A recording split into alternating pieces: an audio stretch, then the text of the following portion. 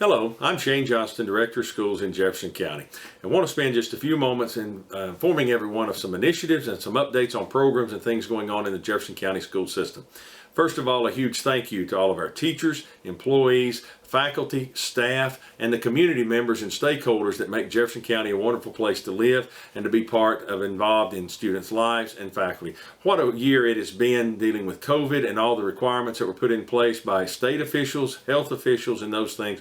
And we enjoyed a great collaboration with all of those folks and individuals, but we're certainly happy that this school year has come to a conclusion. We have other things going on this summer that we'll talk about in just a moment, but want to say a thank you to everyone, and especially our school nurses who were so vital and part of the initiatives that we had to do in order to have in-person learning during the 2020-2021 school year. I do want to remind everyone that we do have summer learning camps that began on Monday, May 24th.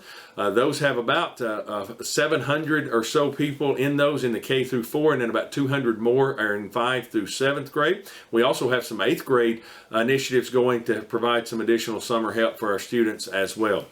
As you recall, the special legislative session back in the winter authorized this program, and while it was strongly encouraged, it was not a mandatory program, but money was set aside from state funds in order to offer this. We appreciate the teachers that are working in this, the food service employees, the assistants.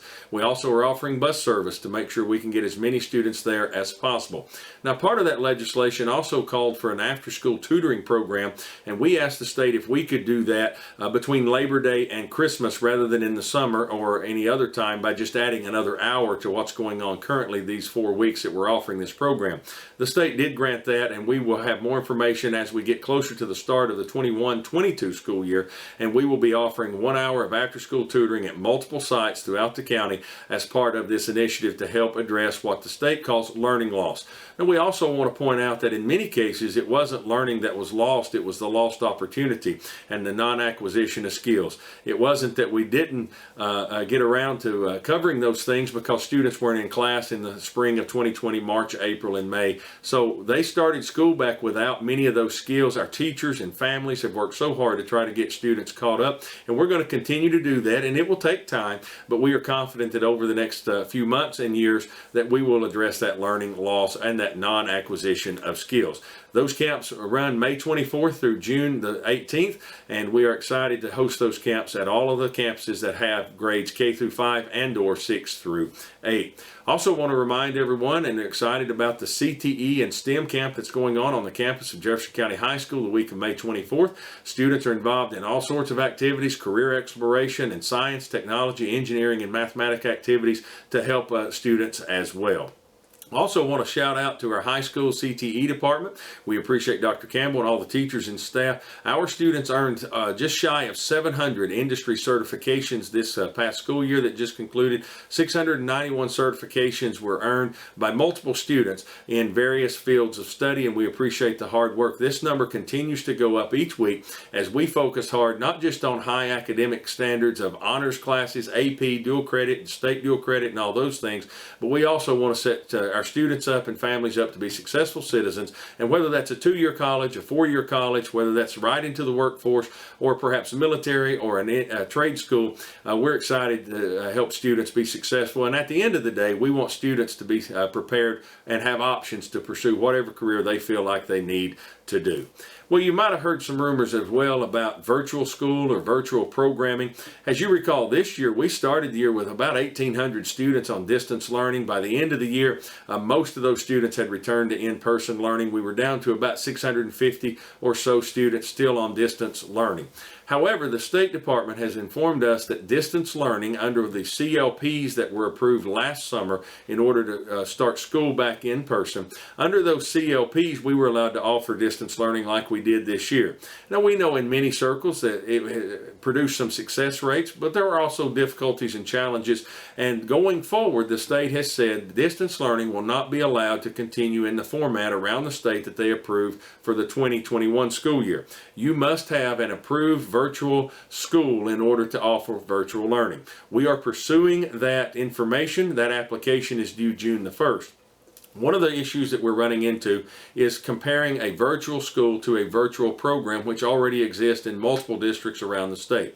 Now, it would be very similar in its application if we get approved for that. We are seeing which path is going to best fit our community, our teachers, and those things. But either way, it will not be similar to this year. Students that are enrolled in a virtual program or virtual school will have teachers dedicated to them, and it will not be teachers teaching in-person kids and those at home. We'll get you more information, but also be looking through our local media outlets and on our social media site. We're going to release as early as May 24th or May 25th an interest survey just to see how many students are interested in pursuing this as an option. Again, that survey is only an interest survey at this point in time to make everyone aware of the possibility, because we need to know if we're planning for 28 kids or 280 kids, and that's just gives us an idea of how we need to plan.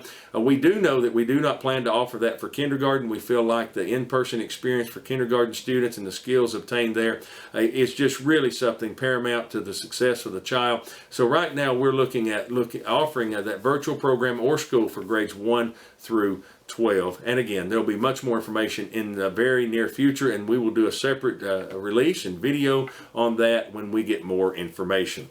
Lastly, today I'd like to just share with you some academic updates.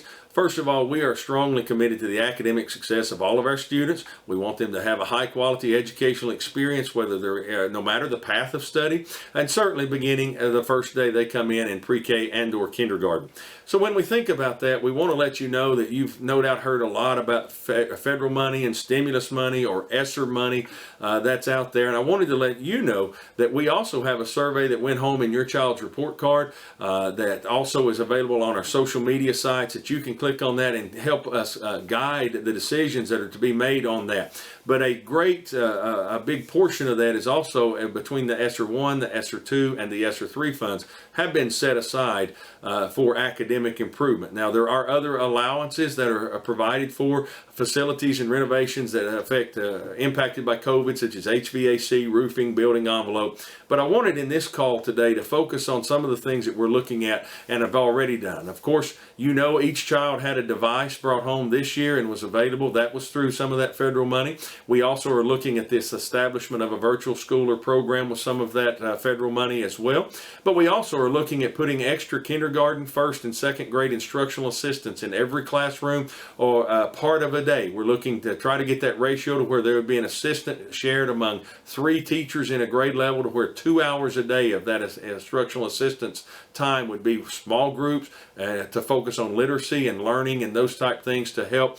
Those will be directly involved in instruction and helping the classroom teacher. We also are investing in some mental health supports for our students and even our staff to help. We know that this has been difficult on students and families and those things, and that was also part of this past year's plan, and it is part of next year's plan as well. We also are looking at the math curriculum.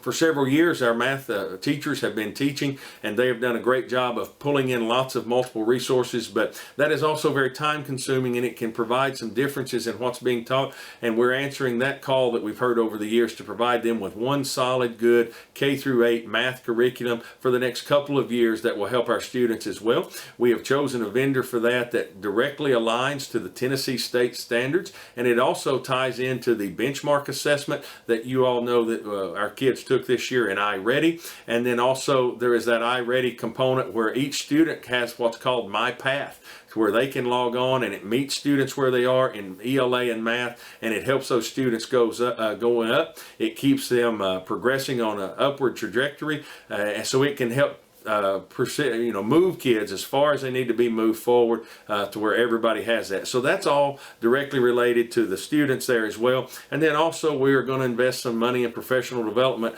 with our teachers and staff. There's initiatives from the state involving high quality instructional materials and a shift in the ELA. We know that same shift is coming in math in a year or so. So we'll be investing in our teachers, but there is even just in ESSER 3.0 a little over $3 million that we have set aside to commit to the student success and the academic rigor that we want to see continue to go up. And with all of that said, it's hard to believe, but in about 60 days, our teachers will be coming back for the 21-22 school year.